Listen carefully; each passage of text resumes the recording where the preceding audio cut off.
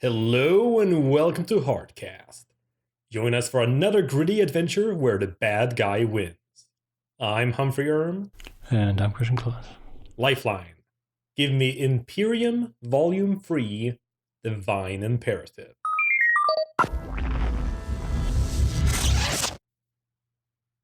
Toya Harada continues his plan to make the world a quote-unquote better place. The Vine Plantling is concerned for her safety, but has gotten a mission to stay on board. Harada is psychoanalyzed and then fetches a pregnant woman the weird woman with no eyes can experiment on. Finally, Sasha's mom is contacted and is ordered to reactivate a Vine imperative that she created 40 years ago. Man, I know you don't like Imperium and like all the Harbinger stuff. But again, this is just the stuff that I find so interesting. I find it ridiculously boring. It's just like, Harada setting up this whole, what does he call it? Well, I guess it's like a press conference, basically. It's in this African Union assembly chamber. And it's just so, I don't know, just so interesting, the whole setup, and just the indignation he has when he's asking where everyone is. And them saying that was not part of the agreement. It was implied. Fine. I don't know. It's just interesting seeing this stuff going on, because it's like I've said with a lot of other like villains, and especially in superhero stuff. Oftentimes their villainy is very self-contained. It's taking place in some like forest somewhere where no one else is around, so the heroes can defeat them and change things before anyone else notices. Really, you think so? I don't have that impression. I feel that's very common with a lot of villains, like the... Maybe in the comic books from like a while ago, but... No, but the thing is, it's not... Because, again, they don't want to change things too much from the real world.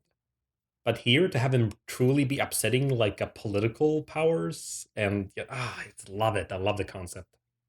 I mean, if you were to compare him to, like, Dr. Doom, in terms of another, like, maniacal, like, dictator... Yeah.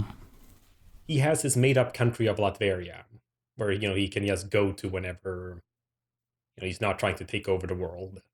And that's the thing, whenever he does stuff, it's usually focused on the Fantastic Four, or anything else. It's just kind of self-contained within that, like, action.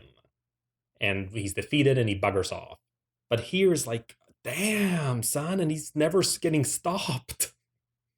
Yeah, but that's one of those things, one of the reasons why I think it's so boring is that he's never getting stopped. It's just... I don't know, it's just kind of boring to see him constantly succeed. And to your point before that you were saying about Dr. Doom, I mean, this is also in Marvel, where it's just such a huge universe. And one of the things that we've both been saying, what we enjoy about Valiant, is that it is such a small universe, and that you can be aware of everything that's going on. With something like Marvel, they can't do the kind of things that are world-changing unless they make an entire, event out of it, like Civil War or Civil War II or whatever. Which, I feel like, to your point about that this is more world-changing and other villains are, in a forest somewhere where they can be defeated and then nothing big changes.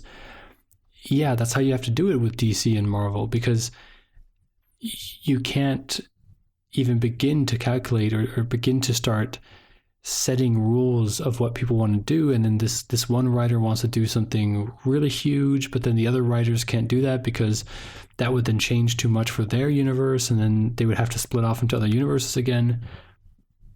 And that's why I feel something like when you have the chance to do that, when you are in a small universe, like, for example, the DC Marvel, the DC universe, or the DC cinematic universe, or the Marvel cinematic universe, all of those stories have always been a grand scale story.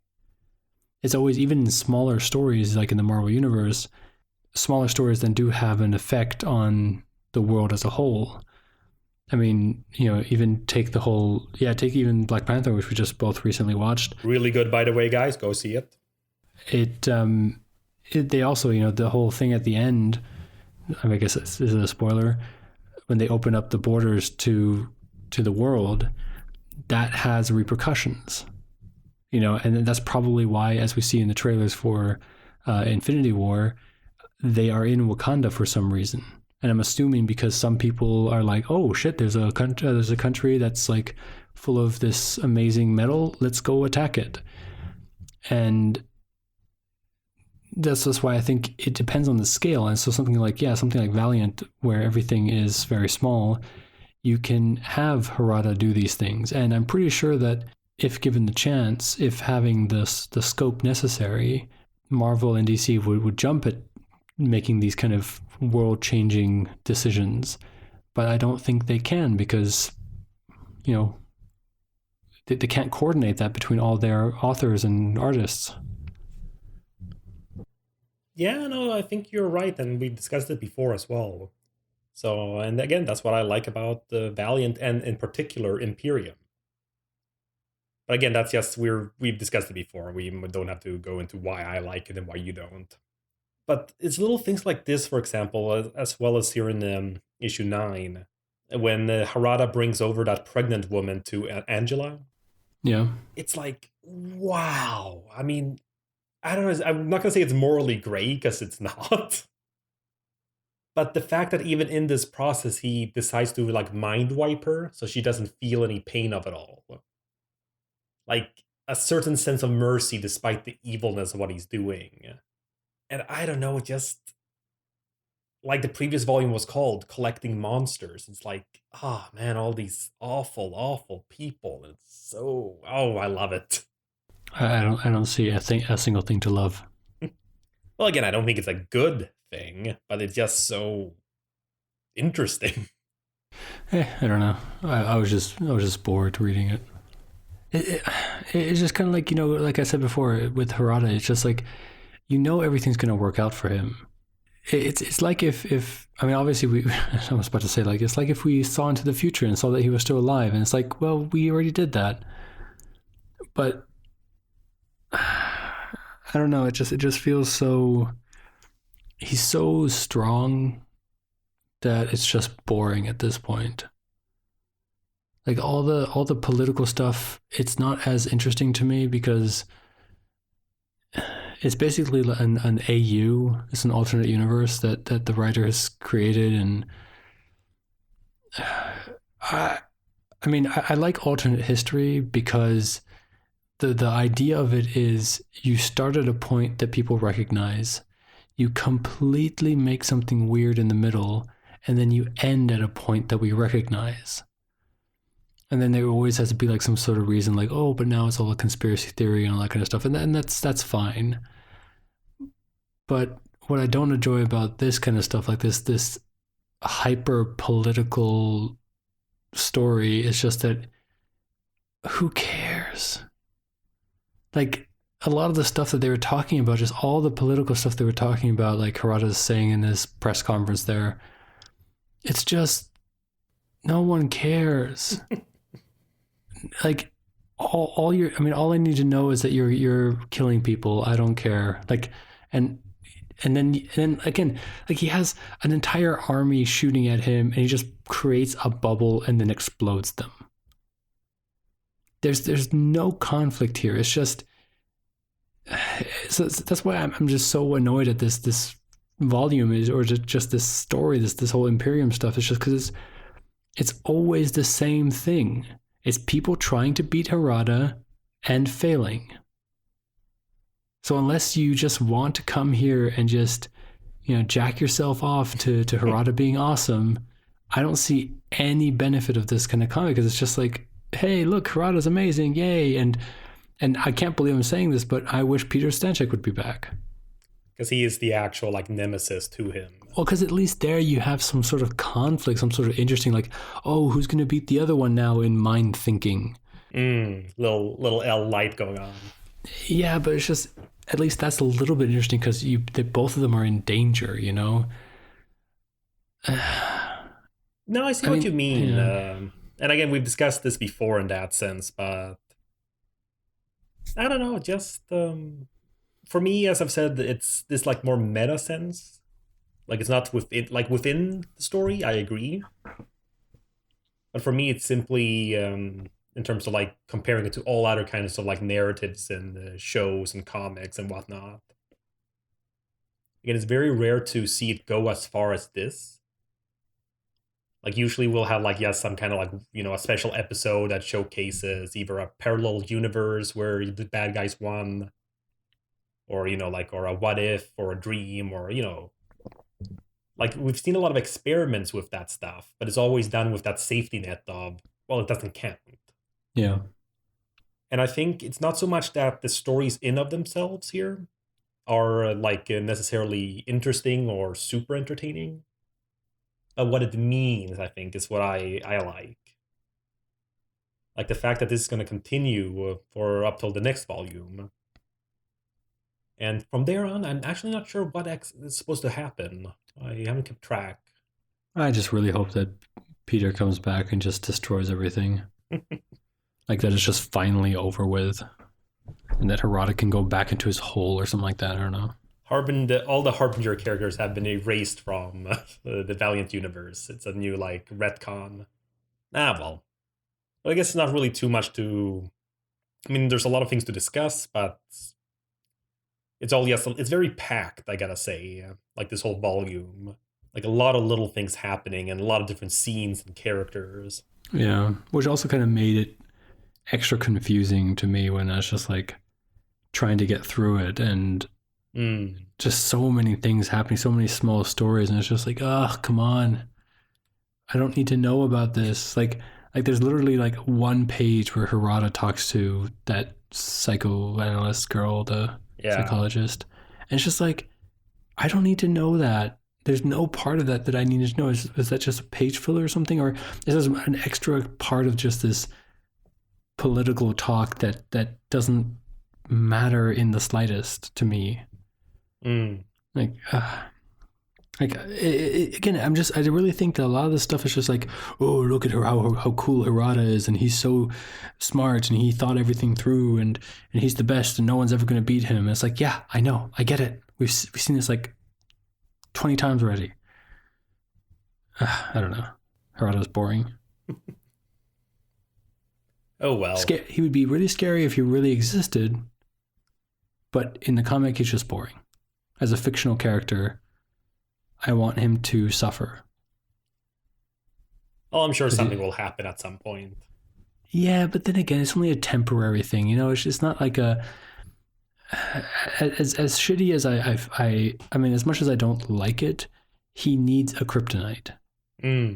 Like a proper kryptonite, not the Psyot dampeners that he's now found a way to defeat as well. See, again, another thing. It's just like it wasn't even like a story arc where he figured something out and he kind of tried to fight against it somehow and had to go through hardship or something like that. No. He just appeared and then suddenly this woman was strapped with this anti Psyot software, and it's just like, cool.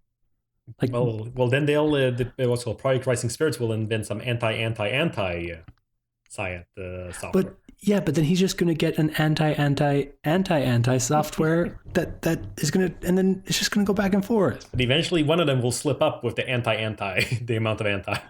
Yeah, and they'll actually create a double negative, and then the entire world will explode. Well. Issue 10. Sasha Solomon confronts Lord Vine 99 as he's entertaining himself, informing him of the plan to take out Harada. While Sunlight on Snow has another therapy session with Ingrid. He's aware of Sasha lying to him, but he enjoys her company. Meanwhile, Tess Solomon is flying towards the Harbinger Foundation and remembering herself telling the Vine Collective about her history with Harada, starting with her first meeting in 1968 during the Vietnam War. Turns out Vine can't be read by Harada, so he can easily spot them, and he does so, abducting them and experimenting on them without effective resistance. Tess pleads to the homeworld to do something about it, but they don't seem to care. They try their best to attack Harada in all ways that they can, but he figures out who they are and kills them one by one. Eventually, Homeworld throws them a bone, and they are given the location to a weapon that could kill him, and manage to extract it before Harada can.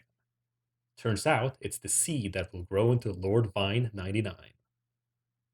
Again, I gotta say, this definitely is like the edgy comic.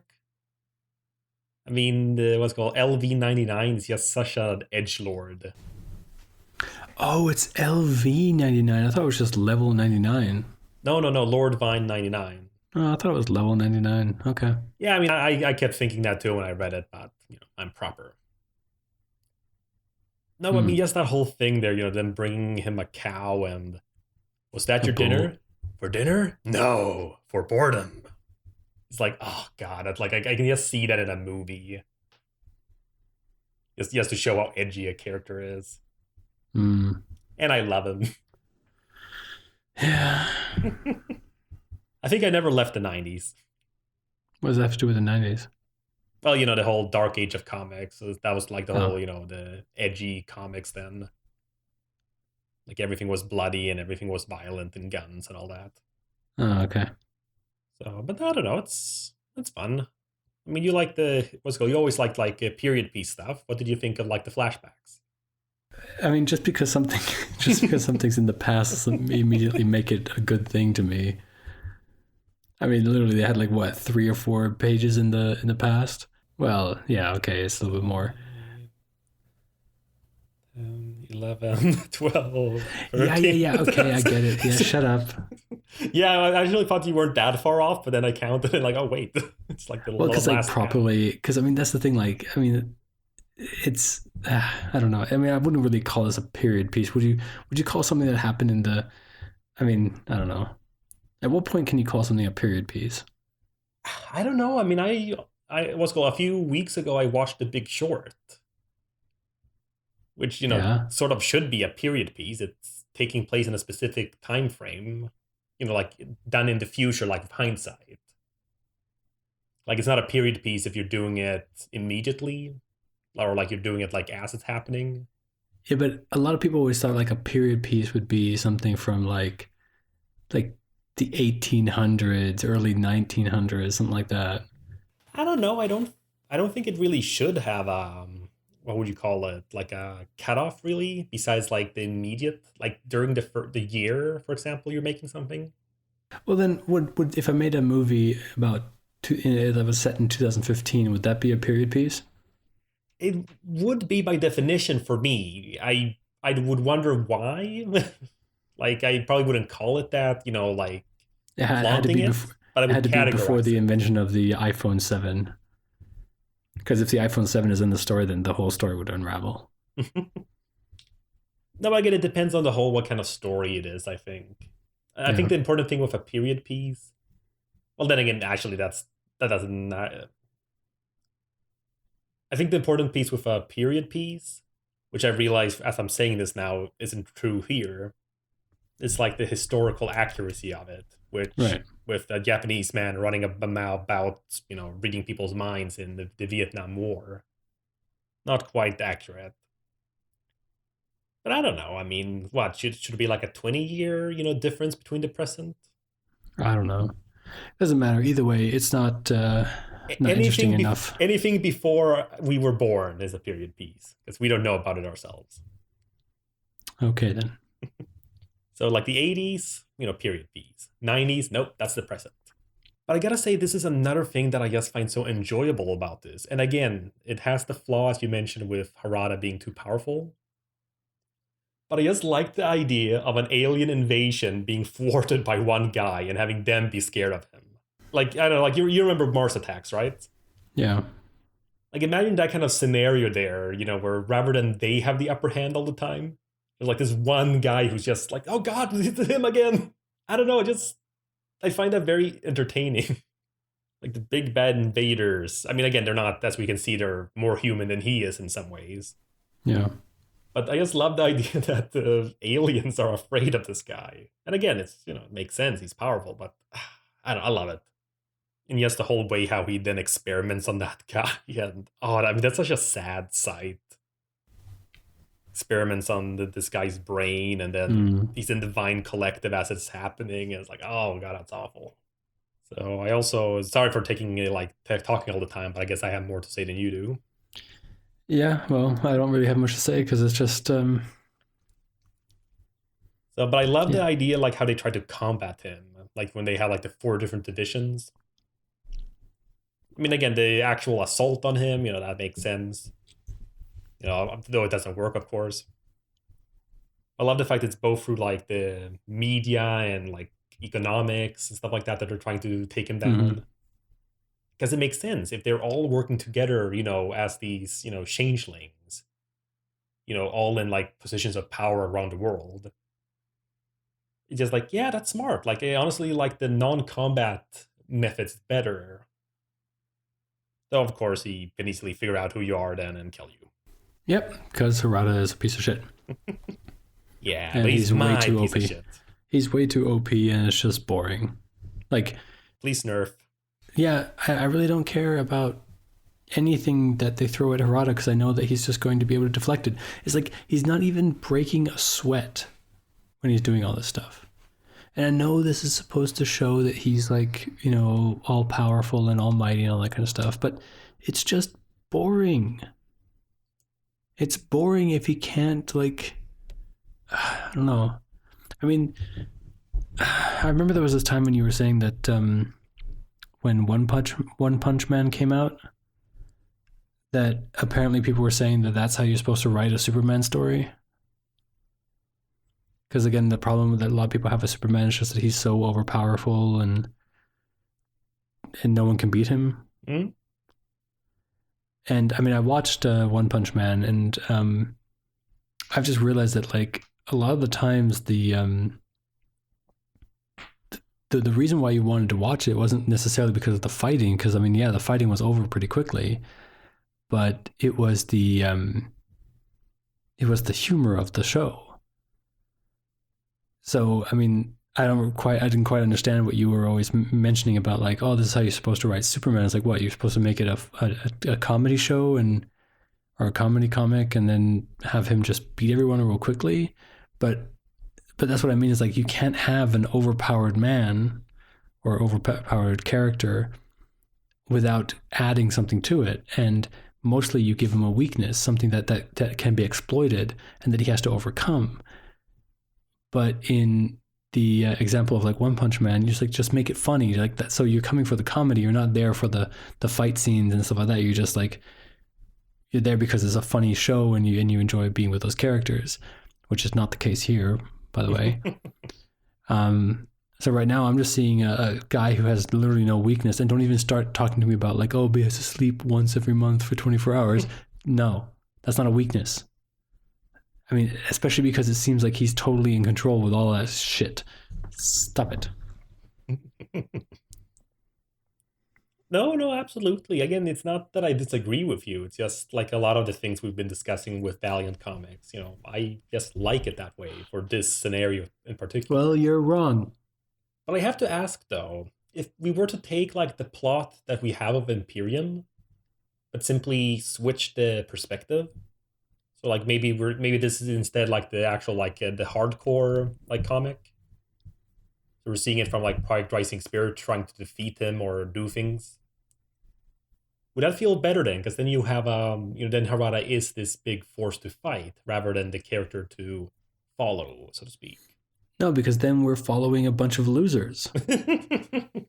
There's no pleasing you, Chris. No, I'm Oh, saying, he's a yeah, winner all the time. Oh, he's a loser now. yeah, because that's the problem. You cannot enjoy a character if he constantly wins or if he constantly loses. So if we go to the other side, because you have to make flawed characters, you have to make it interesting, you have to make people kind of wonder who's going to win. I mean, that's what Valiant was so good at doing, is making these characters that you're not sure if they're the good guy or the bad guy, and it kind of keeps you guessing about who's going to win. I mean, obviously, if you know who the good guy is, you know who's going to win at the end. But like with this, I mean, if Harada was somehow vulnerable and they could actually, do something, and I don't know. It's just I just know that if we saw it from the other side and we just constantly had people failing to defeat him, especially, I mean, it would just feel shitty as well if like you're going through these entire comics of them coming up with these smart ideas and smart ways to defeat Harada and coming up with these amazing plans, and then just constantly seeing them fail. And then Harada coming out there and going like, oh, no. I knew all along what you were thinking about doing, so I've done this. Off screen, I created this anti-Sayat dampener. So you don't want to see either of that. And I think that the problem lies here with Harada. He's just a character who needs to have a weakness. Yeah. Oh, well. Harada goes into his sleep chamber, and Sasha relays this info to her other vine plantlings. We see quickly how the Lord Vine was created from the seed they found, and then we see how they used him to attack Harada back in the late 60s. But ultimately, and obviously, they didn't succeed. Sasha grabs Ingrid and forces her into the control room, where she gains control and releases Lord Vine 99. While Lord Vine 99 fights Mech Major, Gravedog gets to see what the blind women did to the pregnant woman, and it's some weird science stuff. Lord Vine 99 has taken Mech Major apart and now turns his focus to Sasha. But like the greedy animal he is, he sees Ingrid running away and starts to chase her. Yeah, I mean, I don't think this issue was any better or worse than the other one for you. No, it's more of the same stuff. Here's a spoiler alert. All of them are the same stuff. That's the usual thing we've been discussing in terms of these like volume arcs and stuff. Mm. But again, I like the idea here. Again, this to me is a cool scenario with this like attempt at Harada's life in the what's called the 70s here, no, 60s. Yeah. And again, also I love, that little like old timey sci-fi stuff. So, it's not like the modern Sayat dampener, so he has to have like this big thing on himself. But it kind of reminds me a bit of the fight in like Harbinger Wars between Bloodshot and Harada. Okay. In terms of, yes, this like, you just gotta keep on going on the guy. Yes, keep on going. And the idea of Harada truly, like, again, it didn't work out in the end. Of course. So, so I know that for you, this doesn't count as a weakness, or as a defeat, especially as a flashback. So it's, it's not like we even have this moment of, oh man, did it actually happen? Or like, wow, is he out of the count? But it just works really well, I think. I just think it's really cool. I love Lord Vine 99. It just... Yeah, but the problem here is like as soon as you see that he like you can see his powers starting to just be too strong for him. It's like he's falling out of a plane, and then not only was he able to stop his own fall, he also stopped his bodyguard's fall. That shows that not only was it an instinct of his, because if it was an instinct to like create that bubble around him to save him, then I'd be like, okay, well that's his powers kind of instinctually saving him, right? But the fact that he was also able to save his bodyguard kind of shows that he was aware of the situation and he made a decision while he was falling. You know what I mean? So it's not like it was just like this accidental last second of life kind of thing that happened, like how we as humans have this adrenaline rush or whatever, and we can just kind of overcome a lot of things in dire situations, because that always only affects us, and it's the body trying to preserve itself, the body trying to keep itself alive. But the fact that he saved this other person shows that he wasn't just trying to keep himself alive. It wasn't an instinct-based thing. It was actually a planned, like, actual thought that he had, like, oh, look, my bodyguard is falling, I'm going to save him too. So that just shows to me again, like, yep, he is all-powerful. He is whatever, OP. He needs to be nerfed. Whatever. Yeah, I'm definitely going to main Harada when the inevitable fighting game comes out. It should be a joke character that just defeats everyone. Harada's going to be like the final boss that no one can beat. Like you'll get to the end of your campaign with any other character and you're just Harada, and then you just can't beat him. Like you're like that's the thing. Like you get all the way down to like 1 health, 1 HP on him, and you're about to attack him, the last thing, and then he just kind of stops the game, reaches out, takes out the console, and just kind of just fucks with your own console. You know, like that one guy from Metal Gear Solid. Mm. Yeah, it's just like I can read your patterns. Yeah, something like that. Harada's gonna do. So unless you're playing as Archer, because again, that's a scenario I'm curious if they're ever gonna have happen. Because the problem would be just Archer getting way too powerful. And honestly, he would be more powerful than Harada at that point. Can Archer actually get Psyot powers though? Yeah, remember in the crossover with Hardcore? Yeah. Like he like copied the Hardcore powers they had. Yeah, but could he copy telekinesis and? I can't remember if they used that on him. He got the stun ram and like this electric blast, and I don't think he got flight. Yeah, but could he get like the actual power of what was it called, telepathy and all that kind of stuff? I'd imagine so. Well, because it's not really an attack based thing. You would have to, I don't know. Yeah, but remember he has. I mean, the whole thing is it's part of that whole. I forget the name of it, but that archive. Yeah. So it would just pop up with that little caption: telepathy, the power to read people's minds. The power to be all powerful. Yeah. So again, I don't know. I think it would be an interesting thing. I don't think they should like ignore it forever, but they really have to think about like how to make a story out of it. So like are they gonna set it up in a way that it has to be Archer who's the only one who can do it, or yeah, I don't know. It'll be cool. And speaking of again, like well, not really cool things, but just awful, despicable things. Just again, Angela experimenting on that woman, and Grave Dog like being so horrified. Again, it's the alienness of Angela because she is this being from like a smaller dimension thing that took over her body and is now just for pure scientific reasons experimenting. I just love it. It's so cool and crazy and such a awful cast of characters. So, but yeah, I mean, you summed up the summary pretty well. Well, thank you. That was my only job. Issue 12. LV-99 is threatening Ingrid to open the door to the sleeping Harada, but apparently she can't do it even if she wanted to. Tess, in the past, talks about how she spoke to Harada for the last time, bluffing about an invasion coming to Earth.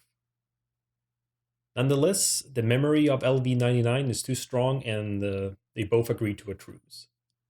Divine Collective, with PRS equipment, attack the aircraft carrier and take over, though not without Sasha Solomon dying due to Gravedog. Pinter, the blonde guy, is revealed to have ulterior motives to his attack, but it turns out that not everyone shared that sentiment, with him and other members getting killed after Tess reveals to Lord Vine that he'll die the moment he kills Harada as a safeguard. So it turns out that now Harada has a super awesome guy working for him without trying to kill him. I will agree with that. Yes, please nerf.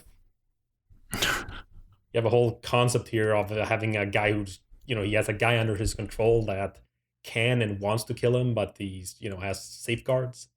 Yeah. And now it's like, okay, now he's going to work for him willingly because he doesn't want to die. Yeah, see, that's what I mean. But again, for me, it's just that whole stuff there with.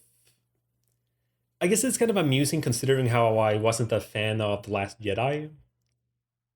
But I like the subversiveness of like conventional like good guy, bad guy storytelling here. I mean, you have this whole setup here, ready to fight the big bad guy. And Tess Solomon as well. I mean, she lost her daughter due to all of this. Yeah. So many things going on. And in the end, she's fine with just maintaining the truce and just leaving Harada alive. Yeah, because what else are you going to do? The only chance they had to defeat him was being when he was in that time capsule in that sleep chamber. And even then they couldn't get into him because, of course, he's thinking it all through and has completely protected. So what are they going to do? Be like, all right, now you're out, let's fight again?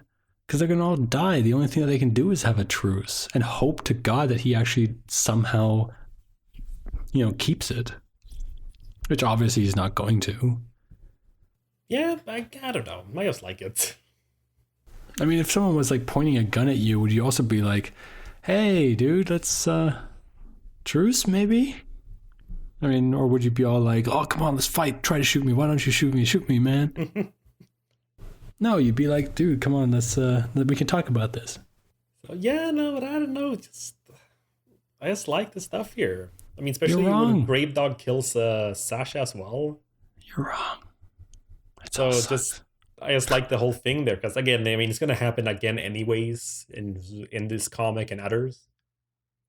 There's just something amusing about her having her whole spiel and then him just shooting her and last lesson: pull the trigger first, then talk. He does know that she's already dead at that point, right? She can't hear him. That's true, So, but yeah, he still has to have his one-liner. of course he does. But again, it's just neat stuff. And again, I think it's that's the whole thing. It's now I'm not sure if this would be the best comparison in that sense because I've only seen the first episode with you. But that whole thing, the man in the high tower. Man in the High Castle. Oh yeah, well, castle should have a tower. Anyways, yes, that's the one. Again, yeah, just from the first episode, there is this very bleak, like sad, like tone to it all. You know, Well, yeah, the Nazis have taken over the world. so and the Japanese. Well, no. So yeah, half of the USA. That's like half the world. Yeah, but, it was given to them. They didn't conquer it. Anyway, yeah. Semantics. Anyways, my point there is just it's not that I like it's not that I like awful scenarios like that, but they're very interesting in a safe environment like this. Within a fiction Yeah. to just imagine.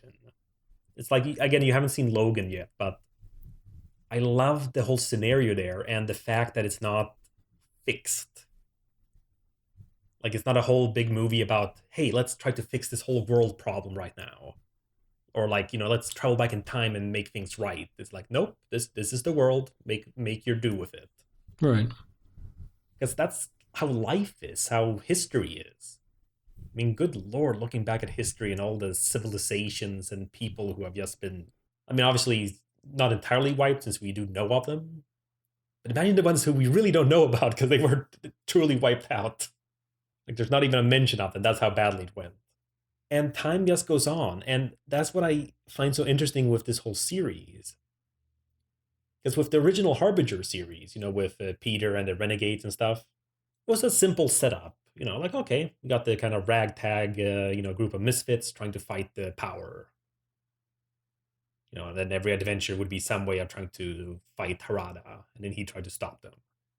But it's just the fact that it is him focused on and him succeeding with these things and actually making a huge mark on the world. Like again, regardless of the evilness or ulterior motives or whatever, it's just so interesting. I can't help myself. Yeah, but wouldn't it be more interesting if we found out a little bit more about Harada from the point of view of Harada? Like, I feel like a lot what we're seeing of Harada in this comic is what he wouldn't mind the entire public to see.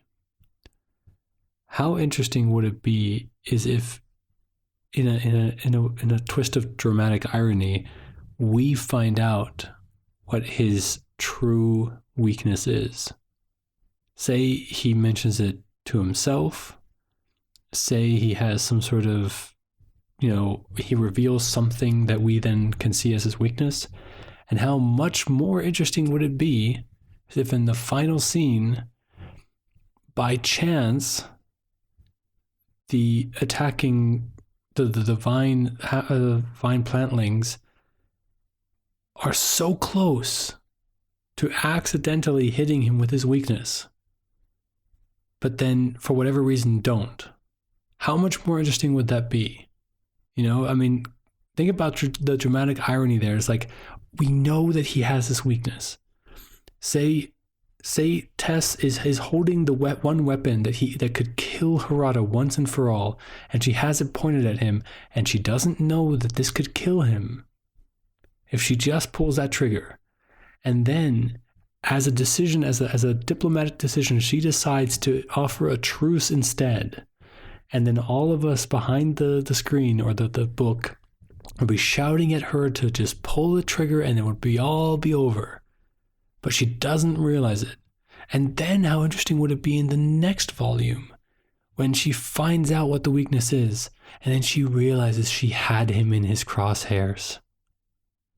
She could have ended it all. How awesome would it be if in that time between when she was able to shoot him and when she figured out that was his weakness, half of her family and her friends all died at the hands of Harada. How, like, what kind of amazing character drama would that be? If she then realizes, oh my God, I could have saved all of these lives if I had just killed him then. That would be very nice. So are you actually like genuinely meaning that? But Yeah, no, I or do. I mean, again, it doesn't work right now. Well, I guess it could happen in the future, like not without anything changing really. It just, I guess, I have trouble thinking of good weakness. Without having, yes, as you said, yes, like kryptonite. yeah, I mean, obviously this would be something that the writers come up with, but I mean, or you can kind of come up with some thought, but that's just like one of those examples. I mean, there's so much that you can do without revealing it to the characters in the show, which just makes it more interesting for the reader. Because right now I'm just thinking like, there's no way to beat him, so why should I even read this? Because he's not going to be beaten. I know what the outcome's going to be. People are going to die, and he's going to win. Yeah, yeah. For me, it's just. I mean, again, we're just going back and forth. I made my point. So, but I wouldn't mind reading a story like that though. Like, I feel I have at some point. Can't like pinpoint it right now, whether it was even a comic or a movie or whatever. But there is something with the whole idea of with the character realizing that they could have ended it or they had the upper hand or whatever. Well, that's a typical narrative point, I guess. I Oh yeah, mean, I'm not saying it's unique. It's just I'm no, having trouble thinking of a dramatic occasion of it. I've usually just seen like comedic ones, like The Princess Bride. never watched it. Well, there's a scene there where near the end where the main character, who's like the swashbuckler. I am indigno, Matoya. No, not that guy, another guy. Oh, okay. So that guy's just a side character. Well, not side, yes, the side character. No, but the main character, he something's happened to him. He's either been like poisoned or something, but he's like paralyzed and he can't move. But he manages to like get himself laid on a bed before like the bad guy comes out. And through pure bluff and charisma, as he's lying there in bed, like he basically like convinces the guy that I would kill you so easily, so you should just tie yourself up in a like bed or like tie yourself up in a chair there. And he manages because he's just so like truthful about it. And once he's done that, I think it's the princess coming in then that's revealing that he was like he couldn't move, and the guy's like tied up. Mm. And he's like, "What?" As well as other silly moments like in The Simpsons during a World War II flashback with Grandpa Simpson and Mr. Burns, when Grandpa could have killed Hitler like early on, but thanks to Mr. Burns playing badminton, he like misses. Okay. Obviously, that would have been its own like alternate history, but it's one of those like it's just amusing because of the whole like oh no, rather than the whole like holy oh fuck no oh like it never hurts Yeah. beyond like maybe a bit of a cringe in terms of oh no, but like a dramatic occasion of it, I can't really remember anything. So I would love to read that. But yeah, I mean, I kind of was assuming this what's called this episode was going to go a bit like this. I remember from last week when I mentioned that this was up next time, you weren't too fond. Yep. And again, our opinions haven't really changed. And in the grand scheme of things, not too much has changed in the comic. I mean, world building, sure, in terms of Harada's relationship with Divine. That's kind of a cool thing because it connects like separate series together better. And also another little thing though, and that was in the second volume. or that's the second volume, the second issue, like issue 10. Mm-hmm.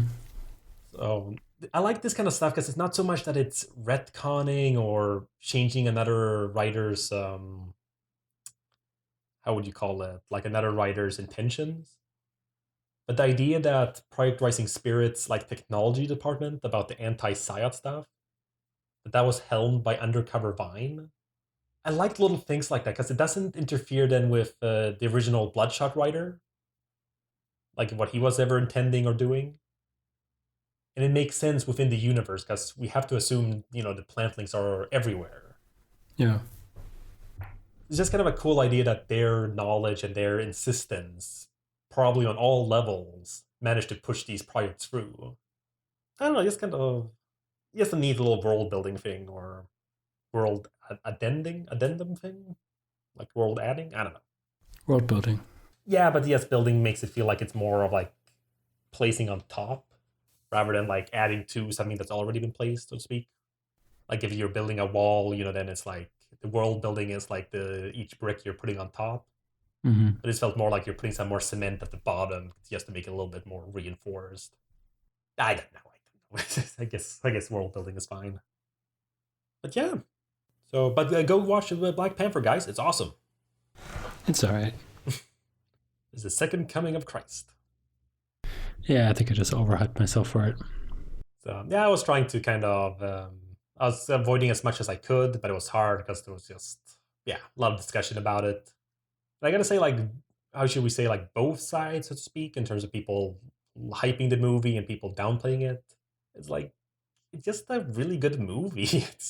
I find both sides just being very silly and either willfully ignoring things in order to make their own point. So, like every other movie. No, this was the first time it's ever happened. Of course. So, you can discuss this episode on Reddit, tweet us, or you can follow us on Facebook. Also, all of our episodes are available on our hosting site, Podbean. Links are in the show notes. Catch us next time for Rye Volume 3, The Orphan.